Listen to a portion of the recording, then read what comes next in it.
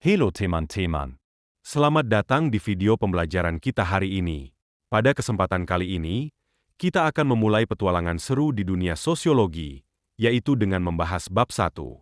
Nah, di bab ini, kita akan mengenal apa itu sosiologi, konsep dasarnya, dan bagaimana ilmu ini membantu kita memahami masyarakat.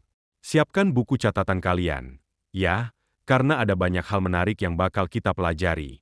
Yuk, kita mulai perjalanan seru ini.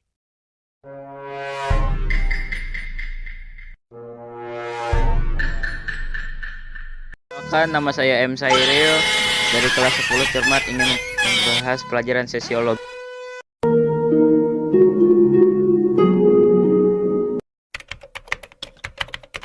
Menurut Auguste Comte, istilah sosiologi berasal dari gabungan bahasa Latin, socius artinya kawan, dan bahasa Yunani logos artinya bicara. Ia dikenal sebagai bapak sosiologi karena peran besarnya dalam mendefinisikan sosiologi setelah Revolusi Perancis.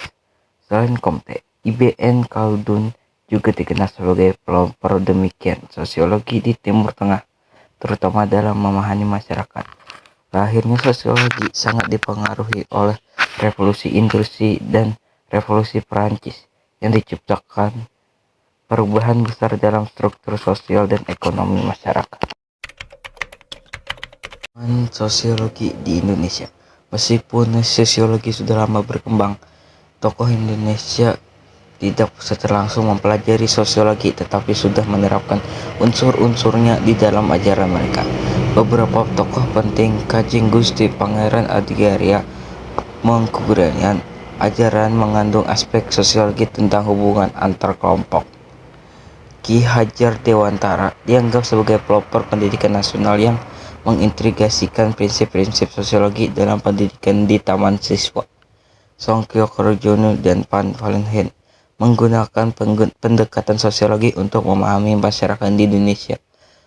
Suenarno Kelopo Paking, orang pertama yang memberikan kuliah sosiologi dalam bahasa Indonesia pada tahun 1948 di Akademi Ilmu Politik Yogyakarta. Definisi sosiologi menurut para ahli. Roque dan Warren, sosiologi adalah ilmu yang mempelajari hubungan antar manusia dalam kelompok. Virjono Swekato, sosiologi mentitik berkatkan pada hubungan sosial dalam masyarakat dan usaha menemukan pola kehidupan sosial. Soleh Suwarjan dan Sulaiman Sumarti, sosiologi mempelajari struktur sosial dan perubahan sosial. William F. Ugom dan Mayer of Nikoff, sosiologi meneliti interaksi sosial dan menghasilkan organisasi sosial baik antar individu maupun kelompok.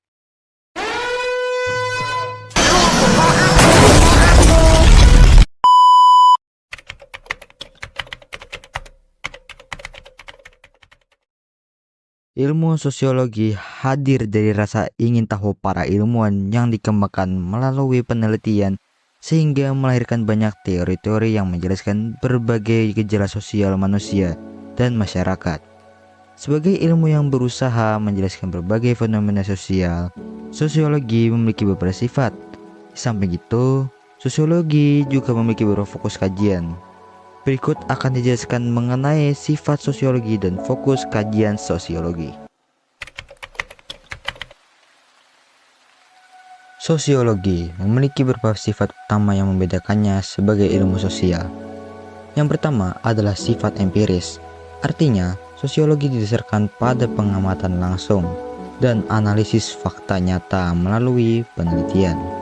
Misalnya, seseorang peneliti sosiologi mungkin mengamati kebiasaan orang-orang di sebuah kota untuk mengetahui bagaimana perubahan teknologi mempengaruhi interaksi sosial mereka. Kedua, sifat teoritis. Sosiolog tidak hanya mengumpulkan data, tapi juga menyusun temuan mereka menjadi teori untuk menjelaskan hubungan sebab akibat atau korelasi antar variabel.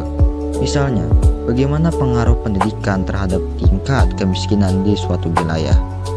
Ketiga, sifat kumulatif.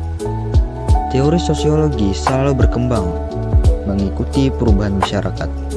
Teori yang ada sering diperbarui atau direvisi agar tetap relevan. Inilah yang membuat sosiologi menjadi ilmu yang terus hidup. Apa saja yang menjadi fokus kajian sosiologi? Sosiologi mempelajari banyak hal yang berkaitan dengan kehidupan sosial manusia. Salah satu yang sering dibahas adalah gender. Misalnya, mengapa dalam beberapa budaya, pekerjaan rumah tangga sering dianggap sebagai tugas perempuan? Sosiologi mencoba menjawab pertanyaan ini dengan mengkaji konstruksi sosial di baliknya. Selain itu, sosiologi juga menelaah hal-hal seperti norma dan nilai sosial, budaya, struktur sosial, hingga kesejahteraan dan kemiskinan. Semua aspek ini menjadi bagian penting dalam memahami dinamika sosial masyarakat. Kedua, tindakan sosial. Sosiologi meneliti bagaimana tindakan seseorang dipengaruhi oleh keberadaan orang lain.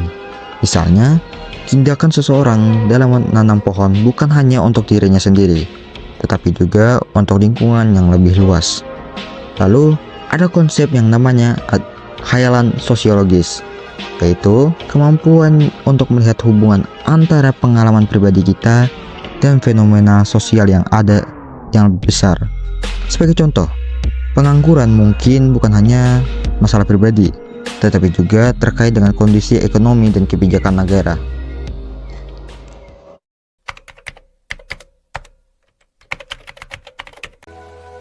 Sosiologi juga memiliki hakikat sebagai ilmu pengetahuan. Sosiologi adalah ilmu yang empiris dan rasional. Artinya, didasarkan pada pengamatan dan penalaran yang objektif. Sosiologi termasuk dalam ilmu terapan karena hasil dari studi sosiologi sering digunakan untuk memecahkan masalah sosial yang nyata. Selain itu, sosiologi bersifat dinamis dan terus berkembang mengikuti perubahan masyarakat itu sendiri. Dengan demikian, sosiologi membantu kita memahami pola-pola interaksi sosial, hukum sosial, dan bagaimana perubahan kecil dalam masyarakat bisa memengaruhi keseluruhan sistem.